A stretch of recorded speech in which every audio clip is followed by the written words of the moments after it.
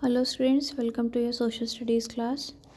So today I am going to start chapter number 6 population from geography, page number 198. So you must know that what is population. Human resources or population of a nation is the most important and powerful of all other resources. जितने भी human resources होते हैं और population होती है किसी भी nation की, वो सबसे इम्पॉर्टेंट एंड पावरफुल होते हैं किसी भी कंट्री के लिए या वर्ड के लिए. So population is basically divided into different parts like population size and distribution, population growth and process of population change, and characteristics or qualities of population. Means population and size and distribution का मतलब क्या होगा? How many people are there and where they are located. Second, population growth and process of population change. How has the population grown and changed through time. Population कैसे बढ़ रही है और जो भी टाइम पास हुआ है उसमें कैसे चेंज हो रही है. And the last is characteristics क्या हैं और क्वालिटीज़ क्या हैं. What are the age, sex composition, literacy level, occupational structure and health conditions. So ये सारे बेसिस पे हम पॉपुलेशन की क्या क्वालिटी है, क्या कैरेक्टरिस्टिक्स है, वो भी बता सकते हैं. Next is the population size and distribution.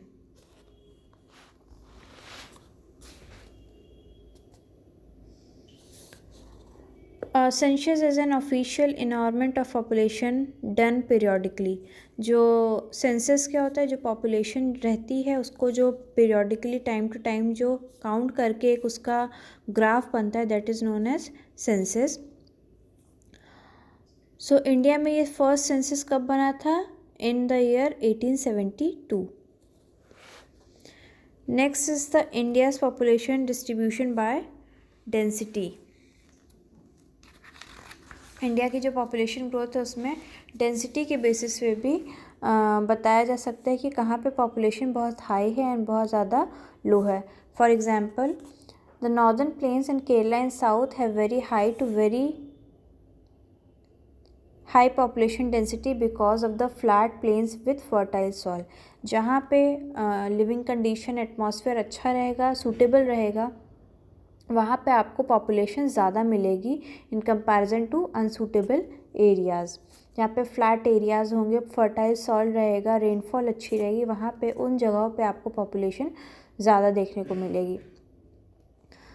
The 3 states of northern plains with high population densities. Northern plains में बहुत सारे स्टेट्स ऐसे हैं, ये आप मैप में देखेंगे, लाइक बिहार, वेस्ट बंगाल, उत्तर प्रदेश एक्सेट्रा, केरला. यहाँ पे आपको पॉपुलेशन बहुत ज़्यादा हाई मिलेगी. Next is the population growth.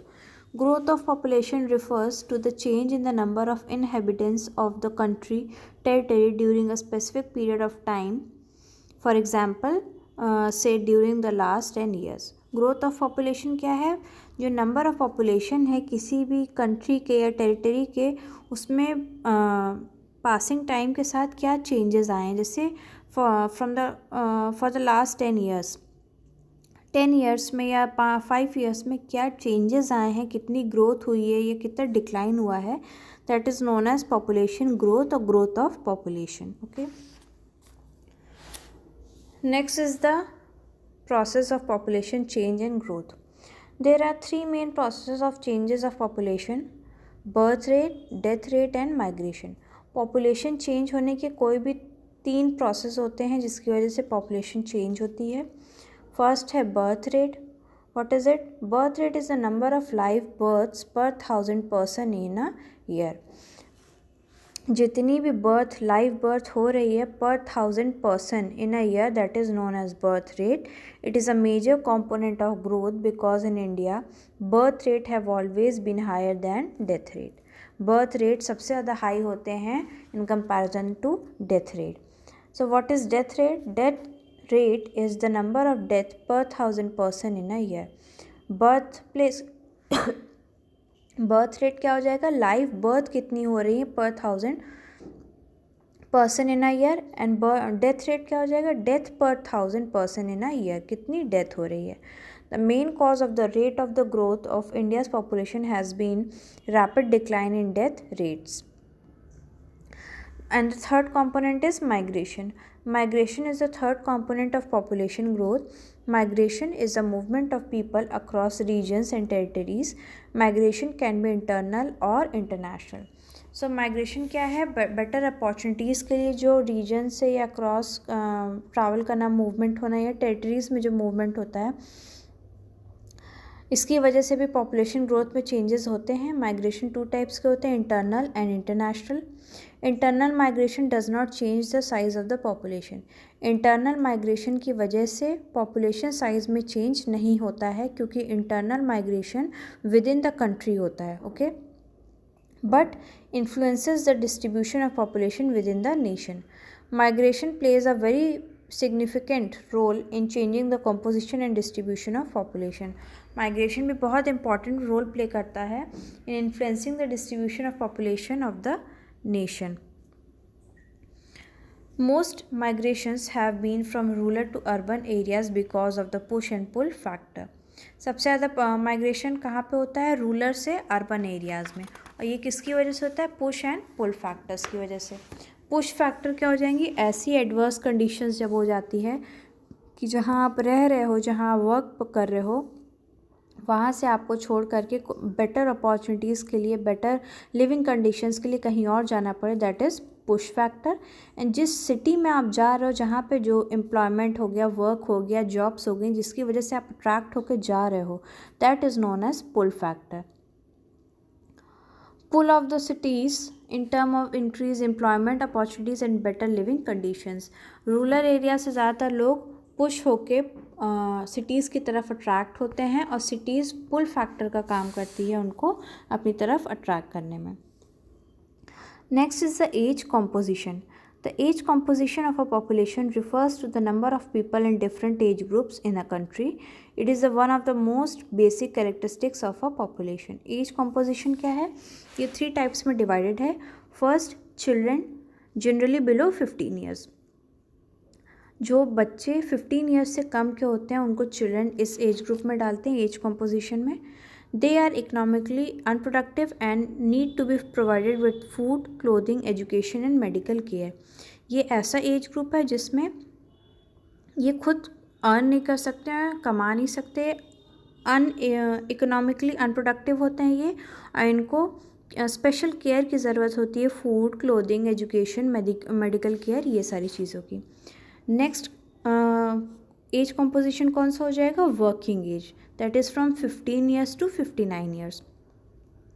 ये इकोनॉमिकली और बायोलॉजिकली दोनों तरह से रिप्रोडक्टिव होते हैं, मीन्स ये कमा भी सकते हैं एंड खुद की बेबीज़ प्रोड्यूस कर सकते हैं. They compromise the working population, इसीलिए इनको वर्किंग पॉपुलेशन बोलते हैं. And the third age is aged above 59 years. जितने भी लोग 59 ईयर्स के अबव रहते हैं उनको एज्ड के अंडर आते हैं. वो मे भी रिटायर्ड होते हैं, इकोनॉमिकली प्रोडक्टिव नहीं होते हैं उतने, एंड उनको ज़्यादा केयर की ज़रूरत होती है. Next is the sex ratio. Sex ratio is defined as the number of females per 1000 males in the population. Sex ratio क्या है? Number of female per 1000 males in a population, that is known as sex ratio. The next is literacy rate. Literacy is the very important quality of a population. Literacy सबसे ज़्यादा quality है किसी भी population के लिए.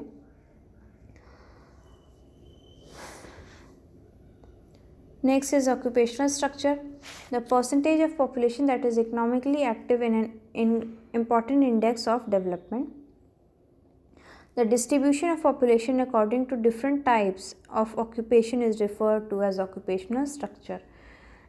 जो population का distribution होता है उनके types के according कि कौन से कितने % लोग कौन सी occupation में involve हैं, that is known as occupational structure. Occupational structure में क्या आ जाएगा? क्लासीफाई किस बेसिस पे होता है? प्राइमरी, सेकेंडरी और टर्जरी. प्राइमरी एक्टिविटीज़ में कौन कौन सी एक्टिविटीज़ आ जाएंगी? Agriculture, animal husbandry, forestry, fishing, mining etcetera. Secondary में कौन सी आ जाएंगी? Manufacturing industries, building, construction work etcetera. And tertiary activities में आ जाएंगी आपकी communication, commerce, administration, other services. Okay, so कितने लोग इन तीनों में से कौन सी एक्टिविटीज़ कर रहे हैं? ज़्यादातर लोग कौन सी फील्ड में इन्वॉल्व हैं उसी के बेसिस पर ऑक्यूपेशनल स्ट्रक्चर को हम फाइंड आउट करते हैं। Next is the health. Health is another important component of population compromising which effect the process of development. जब पॉपुलेशन की हेल्थ अच्छी रहेगी, किसी भी कंट्री में जो पॉपुलेशन है वहाँ पे अगर हेल्थ अच्छी रहेगी तभी उस कंट्री का डेवलपमेंट हो पाएगा।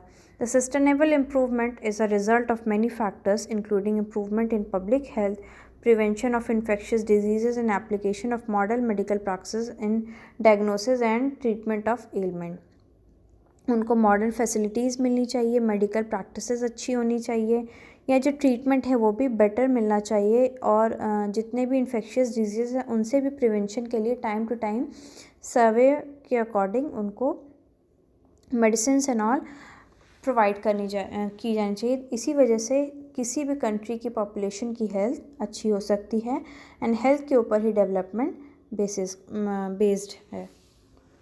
Next is the adolescence population.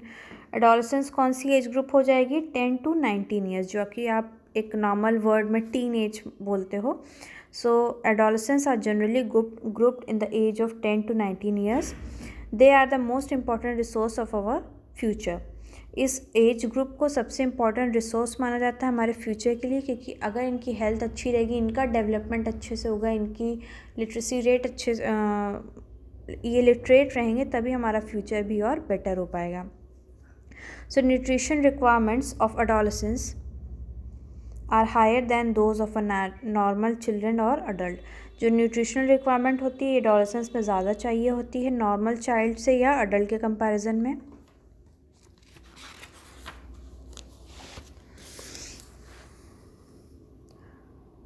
The diet available to the adolescence is inadequate in all nutritions. और लेकिन इंडिया में जो डाइट अवेलेबल की गई है एडोलेसेंस एज के लिए वो उतनी न्यूट्रिशियस नहीं है। Large number of adolescence girls suffer from anaemia. बहुत सारी गर्ल्स रूरल एरियाज़ में अनीमिया से सफ़र करती हैं क्योंकि उनको प्रॉपर न्यूट्रिशियस फूड नहीं मिल पाता है। Next is the national population policy. The NPP provides a policy framework for imparting free and compulsory school education up to 14 years of age. So NPP का क्या था? ये एक फ्री एजुकेशन चलाएंगी, free and compulsory education in school up to age of 14 years. 14 years तक के लोग बच्चों को फ्री एजुकेशन दी जाएगी एंड कंपल्सरी एजुकेशन दी जाएगी। Universal immunization of children against all vaccines, preventing diseases, promoting delayed marriages of girls and making families welfare a people-centered program। और जितने भी बच्चे हैं छोटे बच्चे उनको इम्यूनिटी के लिए जितने भी वैक्सीन्स होते हैं अर्लियर एज में उनको फ्री ऑफ कॉस्ट लगाई जाएगी। Marriage of girls, promoting delayed of marriage of girls, जो चाइल्ड मैरिज होते थे उस पर भी डिले के लिए प्रोग्राम्स लगाए गए। एंड मेकिंग फैमिली वेलफेयर या पीपल सेंटर्ड प्रोग्राम्स भी ऑर्गेनाइज किए जाने लगे by the government of India. Next is the NPP 2000 and adolescence. What is it? NPP 2000 identified adolescence as one of the major sections of the population that need greater attention. So NPP 2000 ने क्या ये किया कि adolescence एक major section है population का जो कि बहुत ज़्यादा अटेंशन जिनको चाहिए। उन्होंने कुछ बेसिक्स प्रोग्राम्स बनाए that aims towards encouraging delayed marriage and child bearing, education of adolescents about the risk of unprotected sex, making contraceptive services accessible and affordable, providing food supplements, nutritious services, strengthening legal measures to prevent child marriage. People are the nation's most valuable resource. As well educated healthy population provides potential power. So government के through जितने भी different measures थे वो run किए गए और जितने भी उनका एम क्या रहता था गवर्नमेंट का ये सारे प्रोग्राम्स के लिए कि जो पुअर सेक्शन है सोसाइटी का उनको फ्री एजुकेशन मिले, प्रॉपर फूड सप्लीमेंट्स मिले, न्यूट्रिशनल सर्विसेज मिले और जितने भी लोग हैं जो अफोर्ड नहीं कर सकते उन सब सारे लोगों तक ये सारी चीज़ें ईज़िली अवेलेबल हो सके, क्योंकि पीपल हमारे नेशंस में बहुत ही वैल्यूएबल रिसोर्सेज हैं, और अगर हम किसी भी कंट्री की पॉपुलेशन हेल्दी रहेगी, वेल एजुकेटेड रहेगी, तभी वहाँ की अच्छी पोटेंशियल पावर होगी और वो कंट्री अच्छे से डेवलप कर पाएगी. So we have completed the chapter, and you have to do question number 2 का B and C part on page number 209. Then question number 3, distinguish between population growth and population change. Then question number 4, what is the relationship between occupational structure and development. And then question number 5 and question number 6. Okay, ये सारे आपको copy में करने हैं. And in our next class we will start the new chapter.